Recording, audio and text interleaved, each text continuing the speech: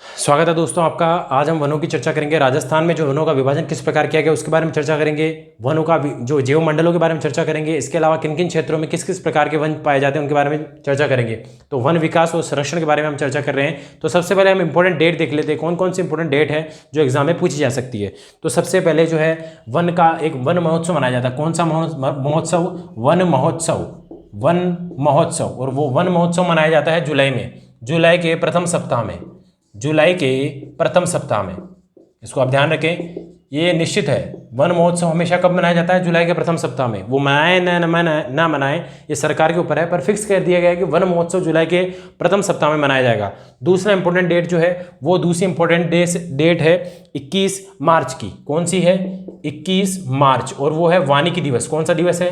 वानिकी दिवस। वानिकी दिवस, इसको भी आप याद रखें। विश्व वानिकी दिवस कब मनाया जाता है? 21 मार्च को। 21 के बाद 22 अप्रैल,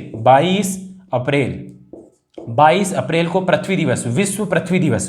कौन सा दिवस है? विश्व पृथ्वी दिवस। ये सब वनों से संबंधित जो इंपॉर्टेंट डेट है वो पढ़ रहे हैं अपन। विश्व पृथ्वी दिवस। मार्च हो गया, अप्रैल हो गया, उसके बाद आता है मई। क्या आता है? मई। तो 22 मई। कौन सी मई? 22 मई। 22 मई को माना जाता है जैव विविधता दिवस। जैव विविधता दिवस। जैव विविधता दिवस। जैव विविधता दिवस। और अंतिम में मई के बाद आता है जून। 5 जून को विश्व पर्यावरण दिवस। कौन सा दिवस? विश्व पर्यावरण दिवस। 5 जून को मनाया जाता है विश्व पर्यावरण दिवस। विश्व पर्यावरण दिवस। ये हैं कुछ इंपॉर्टेंट डेट्स जो वनों से संबंधित है और एग्जाम में पूछी जा सकती है। वन महोत्सव जुलाई के प्रथम सप्ताह में, वानिकी दिवस 21 मार्च को, विश्व पृथ्वी दिवस 22 अप्रैल को, जैव विविधता दिवस 22 मई को, और विश्व पर्यावरण दिवस जो है वो मनाया जाता है 5 जून को। तो ये इंपॉर्टेंट डेट्स आपको याद रखनी है। इसके बाद हम बात करते हैं राजस्थान जो है कुल भारत का लगभग 10%, 9.57%, 9.27 या लगभग 10 माना जाता है। राजस्थान के कुल वनों का 9.27% वन, कुल वन राजस्थान में, कुल वन किसका? देश के कुल वन का 9.57% या 10% जो है वो कहां पर है? राजस्थान में। तो इसको भी आप याद रखें, देश के कुल वनों का 10% कहां पे पाए जाते हैं? राजस्थान में पाए जाते हैं। तो इन डेट को और इस परसेंटेज को आप याद रखें। इसके बाद अपन पढ़ते हैं वर्गीकरण। किसका? वनों का वर्गीकरण। वनों का उनके लक्षणों के आधार पर वर्गीकरण किया गया है। उन वर्गीकरणों को अपन देखते हैं। तो सबसे पहले जो वर्गीकरण है उसमें सबसे पहले नाम आता है उष्णकटिबंधीय। उष्णकटिबंधीय शुष्क सागवान वन। शुष्क सागवान वन। उष्णकटिबंधीय शुष्क सागवान वन है वो है 7%। कितना प्रतिशत है? 7%। उष्णकटिबंधीय शुष्क सागवान वन जो है वो कितना प्रतिशत है? 7% है। और ये किस भाग में पाए जाते हैं? दक्षिणी भाग में। किस भाग में पाए जाते हैं सागवान वन? दक्षिणी भाग में पाए जाते हैं। डूंगरपुर, बांसवाड़ा, इन क्षेत्रों में पाए जाते हैं। इन वनों में तेंदू का नाम आता है, महुआ का नाम आता है, आम के वृक्ष आते हैं। ये जो वृक्ष हैं ये किसमें आते हैं? उष्णकटिबंधीय शुष्क सागवान वन में। तो आपको एक प्रतिशत याद रखना है, किन किन क्षेत्रों में पाए जाते हैं और कौन कौन से वो वृक्ष हैं उनके बारे में ध्यान रखना है। तो उष्णकटिबंधीय शुष्क सागवान वन है, कितने प्रतिशत हैं? 7% वन है। कितने प्रतिशत है? 7% वन है। और किन किन क्षेत्रों में पाए जाते हैं? सर्वाधिक बांसवाड़ा, डूंगरपुर, कोटा, झालावाड़। बांसवाड़ा, डूंगरपुर, झालावाड़, कोटा, बारां, इन क्षेत्रों में पाए जाते हैं। ठीक है। इनमें किन किन प्रकार के, किस किस प्रकार के आते हैं? देखो, तो आता है तेंदू आता है, महुआ आता है, तेंदू के वृक्ष आते हैं, तेंदू, महुआ, आम। ठीक है। इस तरह के जो वृक्ष आते हैं वो किस में आते हैं? उष्णकटिबंधीय शुष्क सागवान वन में आते हैं। 7% जो वन है वो उष्णकटिबंधीय शुष्क सागवान वन है। बांसवाड़ा, डूंगरपुर, झालावाड़, कोटा में इस प्रकार के वन पाए जाते हैं। इनमें तेंदू, महुआ और आम, ये प्रमुख वृक्ष जो हैं इन क्षेत्रों में होते हैं। तो उष्णकटिबंधीय वन 7%। अब दूसरा जो वन है उसके बारे में हम चर्चा करते हैं। दूसरे प्रकार के जो वन हैं वो कौन से हैं? धौक वन। उष्णकटिबंधीय शुष्क धौक वन जो कि सर्वाधिक मात्रा में पाए जाते हैं। उष्णकटिबंधीय शुष्क धौक वन। उष्णकटिबंधीय शुष्क धौक वन। शुष्क धौक वन, ये जो वन है राजस्थान में सबसे ज्यादा पाए जाते हैं। ये 58%, कितना प्रतिशत? 58% पाया है। कितने हैं? 58% है। उष्ण कटिबंधीय शुष्क धोंक वन और ये किन क्षेत्रों में पाए जाते हैं? ये उत्तर पश्चिम क्षेत्र में पाए जाते हैं। कौन से? उत्तर पश्चिम क्षेत्र में ज़्यादा पाए जाते हैं। इसके अलावा करौली में पाए जाते हैं। कितना जो है इसमें धोकड़ा के वृक्ष, कौन सा? धोकड़ा वन, धोकड़ा के वृक्ष बहुतायत में मिलते हैं। ठीक है, उत्तर पश्चिम भाग में सबसे ज़्यादा पाए जाते हैं, उत्तर पश्चिम भाग में और साथ में करौली जिले में, उत्तर पश्चिम और करौली जिले में इनका नाम आता है। तो धोकड़ा के वन जो है ये उष्ण कटिबंधीय शुष्क धोक वन है और 58% भाग में, कितने प्रतिशत भाग में? 58% भाग में राजस्थान के सबसे ज़्यादा प्रतिशत कोई है, 58% को कौन सा है? उष्ण कटिबंधीय शुष्क धोक वन। और ये सर्वाधिक मात्रा में पाए जाते हैं उत्तर पश्चिमी भाग और करौली भाग में। धोकड़ा वन, धोकड़ा के पेड़, कौन से? धोकड़ा वृक्ष। कौन से वृक्ष आते हैं? धोकड़ा वृक्ष, इनमें मुख्य रूप से होते हैं। 58% भाग पर ये बोए जाते हैं। तो इसको आप स्क्रीनशॉट ले लीजिए। उत्तर पश्चिमी और करौली क्षेत्र में।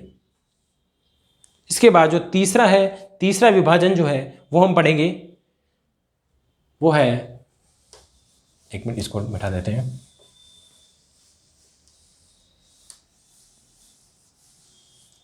उष्ण कटिबंधीय मिश्रित पतझड़ वन। कौन से हैं? उष्ण कटिबंधीय, उष्ण कटिबंधीय मिश्रित पतझड़ वन, मिश्रित पतझड़ वन। कितने प्रतिशत हैं? ये हैं 28%। कितने प्रतिशत हैं? 28%। उष्ण कटिबंधीय मिश्रित पतझड़ वन, और ये वन कितने प्रतिशत हैं? 28%। कितने प्रतिशत हैं? 28%। 28%। उष्ण कटिबंधीय मिश्रित पतझड़ वन जो है वो मैदानी भागों में, पूर्वी मैदानी भागों में सर्वाधिक पाए जाते हैं। कहाँ पाए जाते हैं?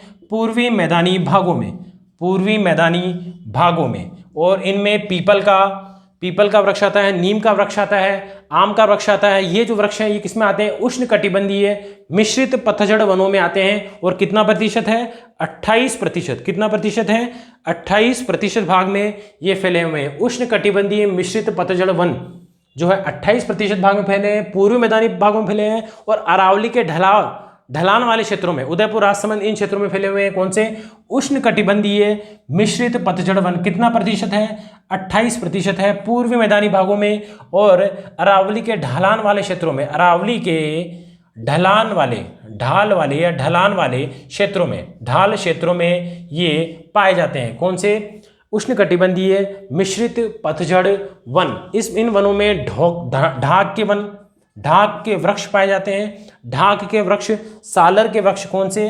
सालर, जो उदयपुर क्षेत्रों में, उदयपुर में सबसे ज्यादा सालर के पेड़ पाए जाते हैं। जबकि जो ढाक के हैं वो राजसमंद में पाए जाते हैं। ढाक के हैं जो जंगल की ज्वाला, इनकी जो आकृति होती है कैसी लगती है? जैसे कोई वृक्ष जल रहा हो, ऐसे आकृति होती है ढाक के पेड़ों की। और ये राजसमंद क्षेत्र में सर्वाधिक पाए जाते हैं। और सालर के वृक्ष जो हैं किस क्षेत्र में पाए जाते हैं? ये उदयपुर क्षेत्र में पाए जाते हैं। उष्ण कटिबंधीय मिश्रित पतझड़ वन है वो 28%। कितने भागों में फैले हुए हैं? 28% भाग में फैले हुए हैं। इसके अलावा आप देख सकते हैं आंवला का पेड़। कौन सा? आंवला का पेड़। कौन सा पेड़? आंवला का पेड़। इसके अलावा आम, नीम भी आते हैं इसमें। आम, नीम, बरगद, ये वाले जो वृक्ष आते हैं ये किस क्षेत्र में आते हैं? उष्ण कटिबंधीय मिश्रित पतझड़ वन में आते हैं। 28% भाग है इन वनों का। पूर्वी मैदानी भाग के अलावा अरावली के ढाल क्षेत्रों में पाए जाते हैं। ढाक, झालर, सालर, आंवला, आम, नीम और बरगद के वृक्ष हैं। ठीक है। ढाक के लिए कौन सा जिला परिचित है? ढाक के वनों के लिए राजसमंद। ढाक के वनों के लिए राजसमंद। और सालर के वृक्ष जो हैं ये उदयपुर, किस क्षेत्र में पाए जाते हैं? उदयपुर में। तो जंगल की ज्वाला, कौन सी ज्वाला? जंगल की ज्वाला किसे कहते हैं? ढाक के वृक्षों को। इन वृक्षों को क्या कहते हैं? जंगल की ज्वाला। जंगल की ज्वाला।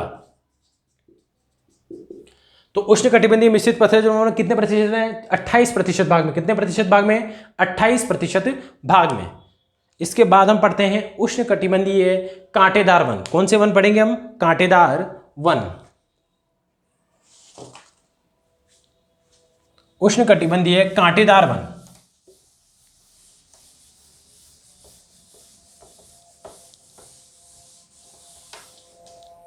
उष्ण कटिबंधीय कांटेदार वन। शुष्क कांटेदार वन। शुष्क कांटेदार, नाम से पता चल रहा है कांटेदार वन है, और कांटेदार वन है वो मरुद्भिद श्रेणी में आते हैं। किस श्रेणी में आते हैं? मरुद्भिद श्रेणी में। और कितना प्रतिशत है? 6%। कितना प्रतिशत है? 6% भाग पर फैले हुए हैं। 6% भाग पर फैले हुए हैं। ठीक है, कौन से वृक्ष?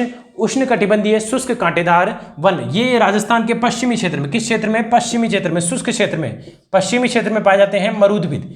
पश्चिमी क्षेत्र में, और इन्हें क्या कहा जाता है? मरुद्भिद। कौन से क्षेत्र, क्या नाम है इनका? मरुद्भिद। खेजड़ी, रोहिड़ा और ये जो वृक्ष आते हैं ये किस में आते हैं? उष्णकटिबंधीय शुष्क कांटेदार वन में इनको गिना जाता है। खेजड़ी हुई, रोहिड़ा हुआ, इसके अलावा जो छोटी छोटी झाड़ियां पाई जाती है मरुस्थल में, वो किस श्रेणी में आती है? उष्णकटिबंधीय शुष्क कांटेदार वन में। खेजड़ी, रोहिड़ा,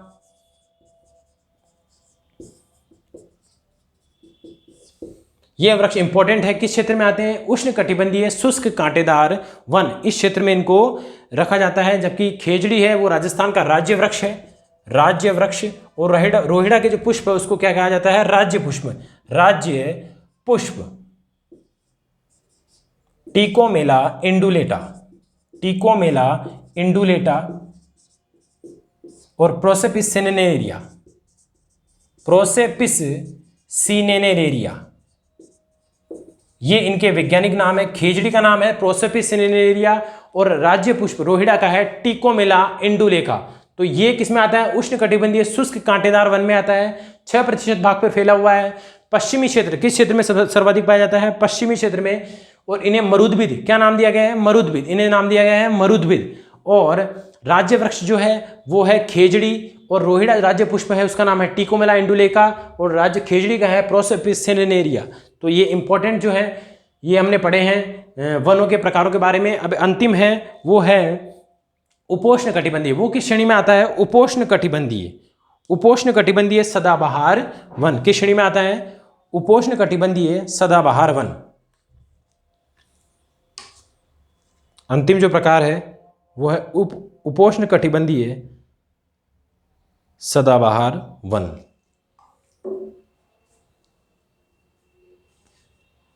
और वो कितने भाग पर है? 1% भाग में। कितने भाग में है? 1% भाग में। इन सबको आप जोड़ लीजिए, 100% बना जाएंगे। अंतिम जो है वो है उपोष्ण कटिबंधीय। वो उपोष्ण में क्यों आता है उसके बारे में बात करेंगे, क्योंकि वो बांसवाड़ा और जो है दक्षिणी क्षेत्रों में पाए जाते हैं, वो सिरोही क्षेत्र में, इन क्षेत्रों में पाए जाते हैं। और वहां पर जलवायु कौन सी है? उपोष्ण प्रकार की है।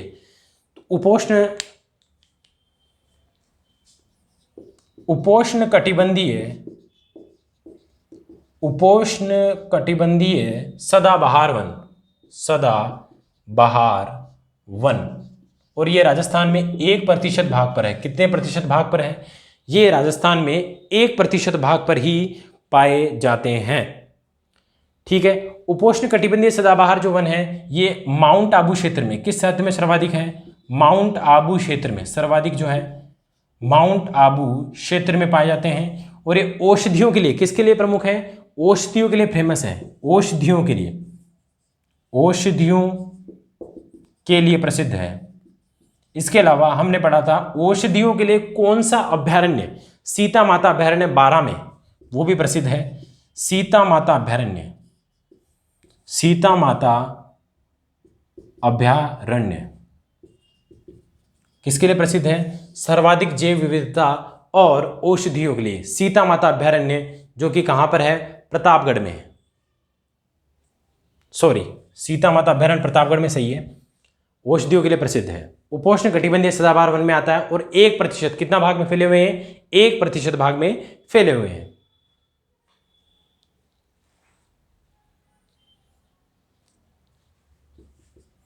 माउंट आबू क्षेत्र में पाए जाते हैं, औषधियों के लिए प्रमुख हैं।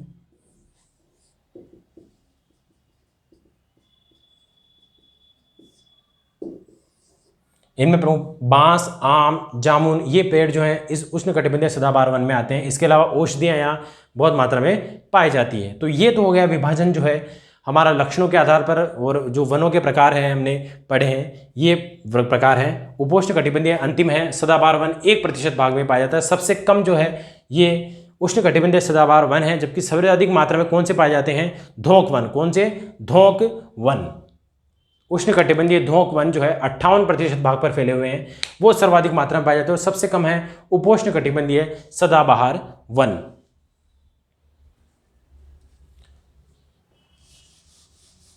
अब हम बात करेंगे प्रशासनिक दृष्टि से जो विभाजन किया गया है उसके बारे में। प्रशासनिक दृष्टि से वनों का वर्गीकरण, प्रशासनिक दृष्टि से, प्रशासनिक दृष्टि से, प्रशासनिक दृष्टि से वनों का वर्गीकरण, किसका वर्गीकरण? वनों का वर्गीकरण, प्रशासनिक दृष्टि से वनों का वर्गीकरण।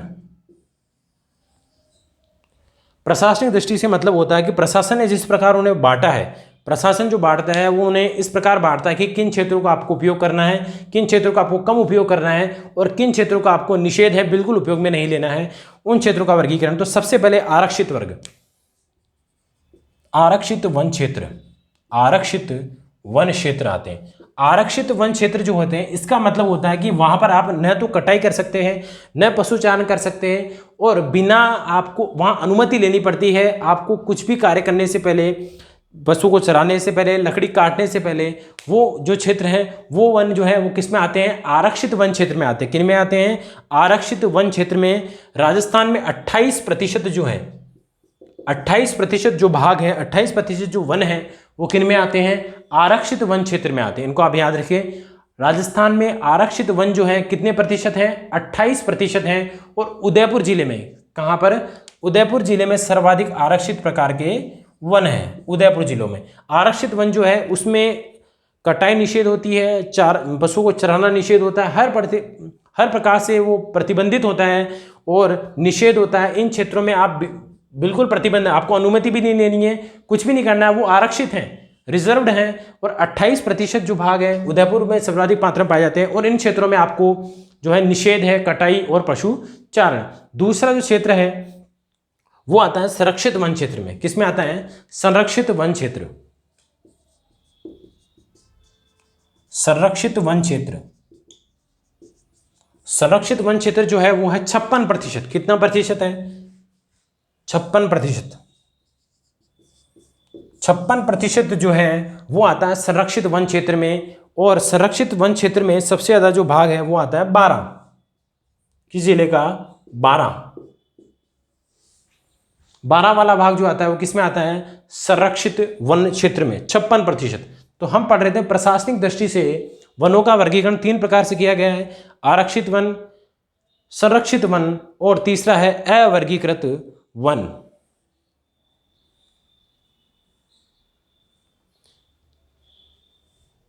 आपको नीचे दिखाई देगा, ऊपर लिख देता हूं।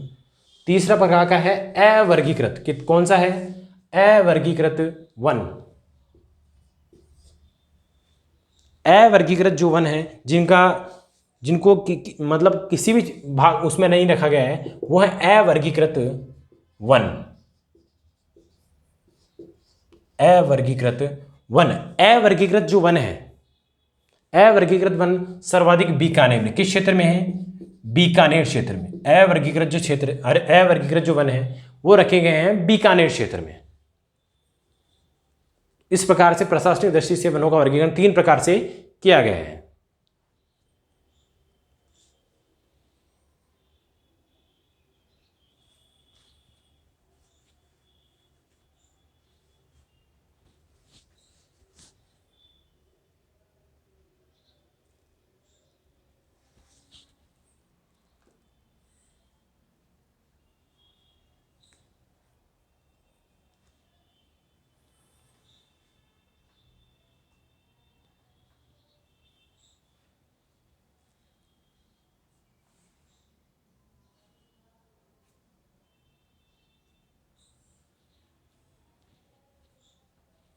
अवर्गीकृत जो वन है वो है 6%। ठीक है, ये बीकानेर में है। आरक्षित वन क्षेत्र है, इसको ये 38% है। 38% सबसे ज़्यादा 38% है। असंरक्षित वन क्षेत्र 56% है, और अवर्गीकृत वन बीकानेर में 6%, सर्वाधिक बीकानेर क्षेत्र में है। अब इसके बाद अपन देखेंगे जो वन मंडल है उनके बारे में चर्चा करेंगे। राजस्थान में जो है 12 वन मंडल है। कितने वन मंडल है? 12 वन मंडल। वनों के आधार पर मंडलों का जो है निर्धारण किया गया है। सबसे बड़ा वन मंडल है जोधपुर और सबसे छोटा जो वन मंडल है वो है सिरोही। वन मंडल, वनों का विभाजन किया गया है 12 वन मंडल। कितने वन मंडल है? 12 वन मंडल है। ठीक है, उनमें जयपुर है, जयपुर वन मंडल, जोधपुर वन मंडल, कोटा वन मंडल, बूंदी वन मंडल, अजमेर वन मंडल, भरतपुर वन मंडल, सिरोही वन मंडल, बांसवाड़ा वन मंडल, 12 वन मंडल, झालावाड़ वन मंडल, चित्तौड़गढ़ वन मंडल।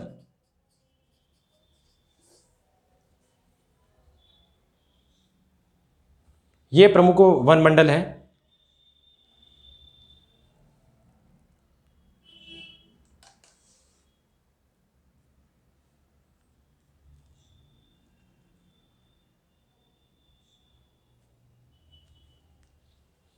जयपुर वन मंडल, जोधपुर मंडल, कोटा, बूंदी, अजमेर, भरतपुर, सिरोही, बांसवाड़ा, बारां, झालावाड़ और चित्तौड़गढ़। इसके अलावा टोंक वन मंडल।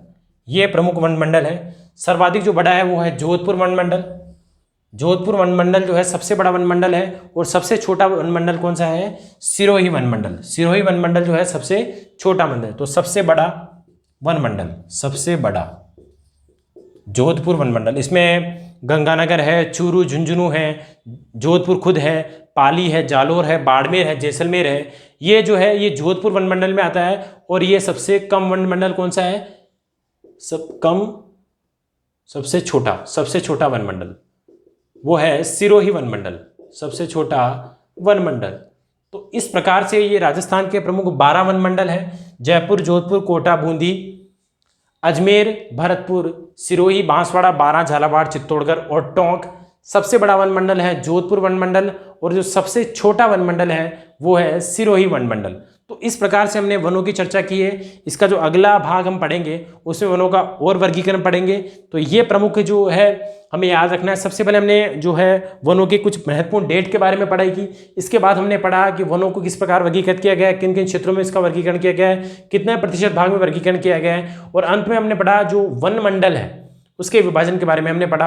राजस्थान में 12 वन मंडल है। सबसे बड़ा वन मंडल है जोधपुर वन मंडल और सबसे छोटा, हमें यही याद रखना, इनको इतना इंपॉर्टेंट नहीं है सबको याद रखना। हमें याद रखना है एक तो जोधपुर वन मंडल सबसे बड़ा वन मंडल है और सिरोही वन मंडल जो है सबसे छोटा मंडल है। तो ये महत्वपूर्ण वन मंडलों के बारे में चर्चा हो गई। अगला अध्याय, अगला जो चैप्टर है हम अगली क्लास में पढ़ेंगे। Thank you.